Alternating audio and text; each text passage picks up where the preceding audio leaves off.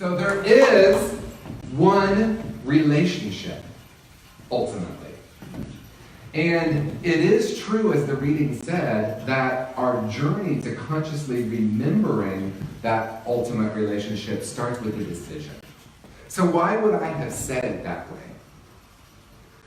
The ultimate relationship, in some ways, isn't even a relationship at all, because words can be so limited. Relationship almost implies an other. I'm in relationship with. And I actually think language is really, really important, because my language lets me recognize my level of conscious awareness. I don't think we use words like in this magic way that many of us taught, that the words create. I remember being part of a spiritual community in the 90s, and if anyone said anything that was considered negative, we would say, oh, stop, cancel, cancel. Because we thought if we were to say one thing wrong, that the universe would give us the cosmic 2x4. Remember the conversation about the cosmic 2x4? All that is a reframe of a punishing God. Yeah, right. Yeah. Right? If I say something in a certain way, boom, the universe will get me. Yeah. And if that's where I'm at today, can I see that without judgment? And then ask myself, what is that creating in my life? 2x4s build things too. 2x4s do build things, but that's not the way we hear it talked about. We hear it smacking us over the head, right? So what if it's not even really a relationship, it's who and what we already are? And what if during this month when we're focusing on enhancing our relationships, we were to look at it's really a relationship in our own consciousness or our own ability to perceive the truth of who and what we are. So we come into this world as perfect expressions of that, and as I say, I think every Sunday I talk, because I think it's vitally important that we come in knowing that little kids are naturally present and joy-filled. Until what? We start to teach them the ways of the world. Right? And that is often well-meaning. But in my own case, what happened is that diminished my ability to recognize the love that I am. The love didn't go anywhere. Just like on a rainy day, the sun is there. We just don't have the ability to see it. So what we're working with as we start the month, looking at how we enhance our relationships, is that fundamental knowing that there really is only that knowing of who and what we are. Because when I forget that fundamental truth, my essential nature, I begin to look to the world to bring me love, connection, happiness, and joy. And I have a question. How's that going? Sometimes it's great, right? I get in this relationship and I feel really good. That honeymoon period. But what is it about the honeymoon period that is so seductive? Is it really about the other person? Or is it that I allow myself to open up and experience the love that I am? And if I could just stay in that moment or that experience, I would actually stay in the honeymoon period for the rest of my life. What would that be like? Are we ready to be in the honeymoon period? The honeymoon period where love is what I experience and I feel that love. I feel that connection. I see some of you smiling. You're in the honeymoon stage. What if it did start with a decision? And that decision is to be in, again, relationship isn't the best word, but it's the only word I have at this moment, a relationship with the essential self. What if everyone on this planet was your soulmate?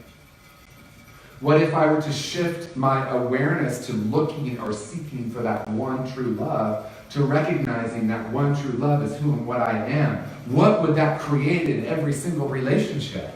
I'm here to love you and to receive that essential love. But guess what? Lean in, everyone. I don't need anything from you.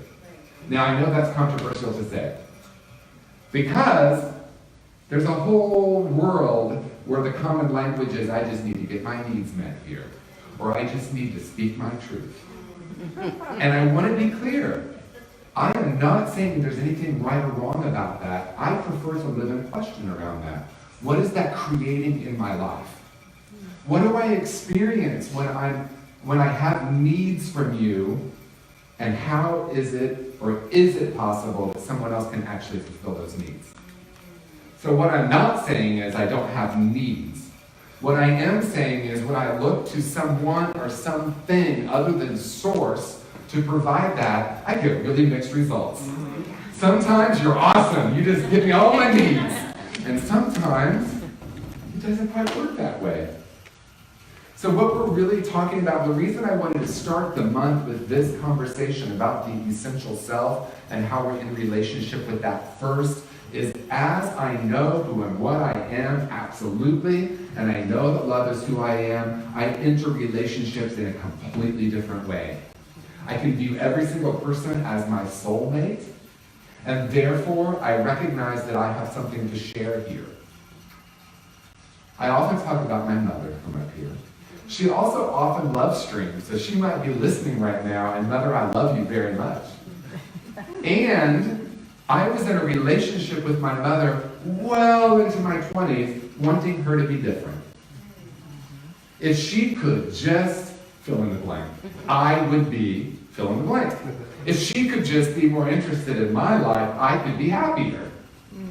If she could just be this. I remember I was sick, which doesn't really happen for me very often. And when I do have these moments about every 5 years, where I have a couple of days of that, I kind of feel needy.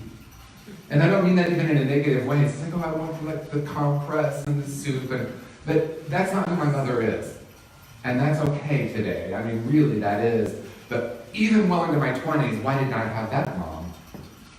Right? So I had this idea of how she was supposed to be. And then there's this other perspective about my mother, that she loved and accepted me for who and what I am all of my life. I never got judgment about being a little gay boy. I never got judgment about being sensitive in this world. So I had this mother that so many people longed for. So isn't that interesting? She had this for me that helped me to really experience the love I am. But I just wanted her to be a little bit more kind and loving when I wasn't feeling well, which only happens every 5 years anyway. So I quickly realized that it wasn't about her changing. It was about me changing my relationship with her. But what is needed there is for me to start with the relationship with self. And we can say the small s self and the big S self. And if you're not clear what I mean by that, the small s self is the self that's in relative reality, the personality, the part of me that's always changing, the part of me that can evolve and grow and change my perspective. And the essential self is that God self, spiritual self, that essential self that is unchanging. Although the Buddhists are now saying maybe the essential self does change.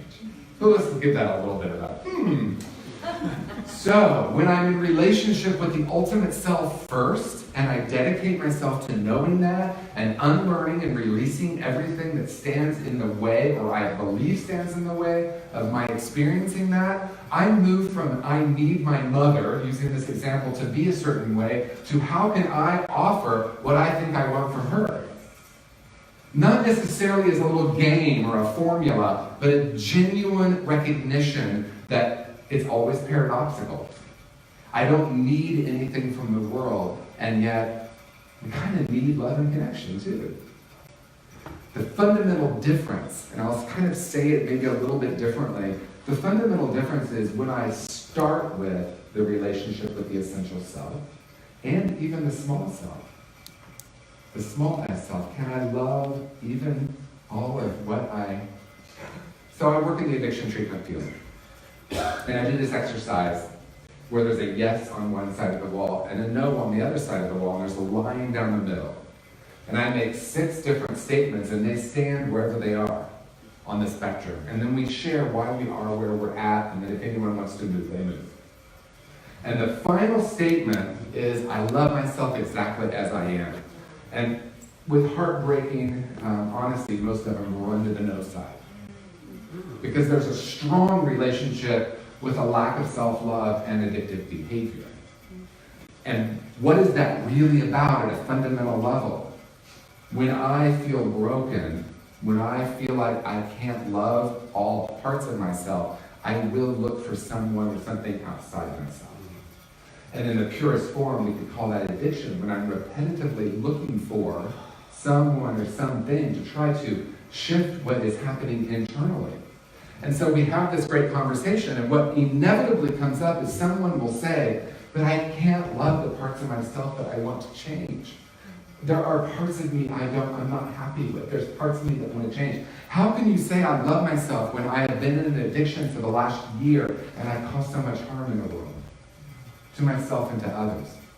And the fundamental question that I offer is, what is a greater change agent? Self-love or self-criticism? And is it possible that self-love actually is the greater change agent? It is. And if I can love even those parts of myself that maybe on one level of consciousness I want to reject, what gets created? More compassion, more love. And the greatest paradox is when I can love those parts of myself, I can change them. When I stay in blame of myself or blame of someone else, I'm stuck. So the choice to consciously return and remember who and what we are is fundamental. I'm going to make a fundamental decision that I am going to unplug from the world. And again, I don't mean we're not going to be in relationships, because that's why we're here on the planet, it seems, to be in relationship with each other. But the fundamental relationship starts internally. So I take that umbilical cord that I'm trying to get fed, plugging in everywhere, and recognize that it's already here. I don't grow spiritually.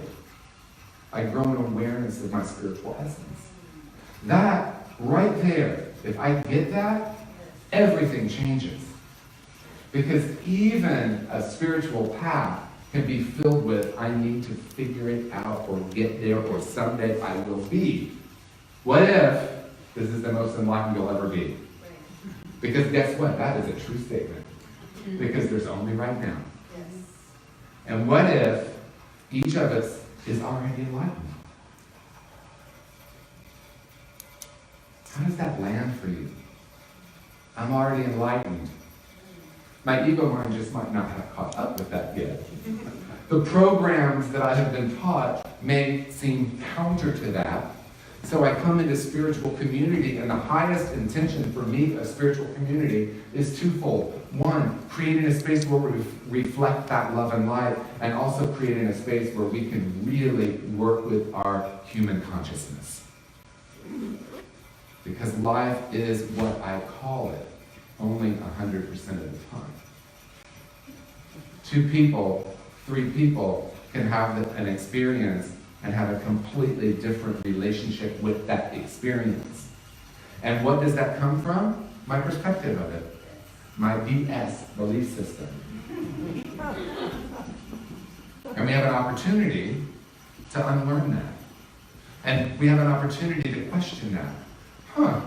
I wonder why Kimiko loved that experience and I had all this resistance and judgment. I wonder what that's about. That's an interesting part of spiritual community that I can say, hey Kimiko, you seem like you're so happy a lot. How did you do that? So it starts with a choice, a fundamental choice to recognize that love is already who and what I am. Love is already who and what you are. When I make that fundamental choice, that enhances absolutely every relationship. Because that is our theme for this month, enhancing your relationships. So that's the frequency that I tune into, knowing that love is who and what I am. And then I want to share with my husband, I don't think he needs to act a certain way in order for me to be happy. Does that mean I don't ever think, wow, that hurt? No. But I recognize that the hurt is mine. He didn't do anything. And I want to be clear, I'm not saying we stay in an abusive relationship and just say, oh, it's just me, I need to change my perspective. Sometimes the answer is for me to get up, pack my stuff, and get out. But that's only the beginning of the story. Because if I pack my stuff, what's in the bag? My stuff. And if I walk out the door and think this relationship will be different, let me unpack my stuff. And it's been said that a relationship is really having people's baggage align, right? And maybe that's true. I actually recognize that the reason I say everyone is our soulmate, because our soul is always wanting to evolve. And so I can be in a relationship with the person on the bus that's yelling and screaming. That person is my soulmate because that's an opportunity for me. Am I going to judge or am I going to love? Am I going to be present with this? Am I going to I got to get off the bus? But the relationship that I have with what's happening is what creates what I call reality. So we're not here to pack our bags and leave and just unpack them somewhere else. We're here to have a conscious decision, a recognition that we're here to unpack our baggage and take a look. And as Krishnamurti says, the highest form of human intelligence is to see ourselves without judgment. Can I just take a look? I remember when I packed that belief. I remember that day in school when I was in 2nd grade and my teacher said this, but I packed that in my bag. Love and compassion is the best way for us to start to shift that it starts with absolute accountability. I'm responsible for what's in my bag. So maybe it seemed like someone put it there originally, but I'm the one carrying the bag around. So what I want to offer in closing is a question. Are you ready to recommit, remember, and recognize the essential truth of who and what you are? And are you ready to also recognize that as human beings, we're carrying our luggage, our baggage through the world, and no one's going to do anything with those but us. I cannot ask you to do anything with my baggage. That's mine. Are you ready to commit to looking with love and as love at how all of that got created through the lens of self-love and self-compassion, and know that every time I take something out of that bag, I remember automatically more deeply who and what I am. And then I'm in relationship with people and the world. We're here to share, not to take, or even give. Let me just sit with that for a moment. Can I be in relationship knowing who and what I am? And what has happened in my life is the more I take something out of that bag, the more I know my own life, the more I remember and recognize who and what I am, the more I find myself surrounded with people that are doing the same. It didn't take effort for me. Those relationships started shifting. And it shifted over time until, wow, I'm in relationship now with people who are willing to not pretend like the baggage isn't there, to help facilitate a space where we get to do that work together, and also in relationship with people who really are dedicated to that fundamental decision, that ultimate relationship, that knowing. What gets created when I recognize that when I shift into self-love and out of self-criticism, I can actually begin to choose instead of having the unconscious patterns choosing for me. What happens when I recognize that fundamentally love is who and what I am, and the search for the soulmate is internal first.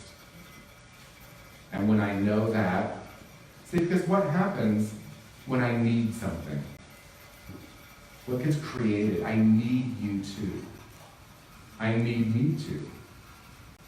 So the number one way we enhance our relationship is shifting that internally. What do I want to unpack today? Where are the places and spaces when I most fully feel that love and light that I am? Where do I get to offer this to the world? Where do I get to stand and radiate that love? And then, as I say, life is a great experiment. Are you ready to take, I'm going to offer you something, I'm going to ask you to say yes, and you can say no, because it's a choice. Are you willing to experiment this very week, between now and next Sunday? And if you notice any thought patterns that you might say is in the baggage, with love, say, oh yeah, there you are. I remember who I am. In every relationship, notice, am I wanting this person to say or be a certain way in order for me to feel content and happy? Oh yeah, I know who I am. I am ready and willing to be love in the world As I've said before too, and it's Anne Lamont, I'm going to give her credit, lighthouses don't go looking for boats to save, they just stand there shining. So are you ready to be that beacon of light in this world? Are you ready to take this spiritual challenge, if you will, a 7-day spiritual challenge to know that love is who I am, love is who you are? Are you ready to be that lighthouse shining your light and watch what happens with your relationships? What happened with my mother is when I recognized that she didn't need to change, that maybe I could make some changes here and start being more interested in her life, she started being more interested in mine. I was like, wow, that was interesting. All that time I spent through my entire 20s wanting her to be different, I shifted, and it shifted something in the field of the relationship, and she shifted. And I could have never gotten there if I was doing it to manipulate the universe. I had a sincere desire and a sincere recognition that all that needed to change is my perception or my level of human consciousness. So we will go out into the world being this love and being this light. Are you ready to say yes to that? Yes. Are you ready to be light in the world? Yes. So repeat after me, I am love. I am love. I am light. I am light. I radiate this light. I radiate this light. I be this light. I be this light. I am saying yes to this spiritual opportunity. I am saying yes to the spiritual opportunity. My relationships just shifted. My relationships just shifted. They have enhanced. They have enhanced. They are filled with love. They are filled with love. They are filled with light. They are filled with light. Because that's who I am. Because that's who I am. And that's who every person on this planet is. And that's who every person on the planet is. And now I know it. And now I know it. And so it is. And so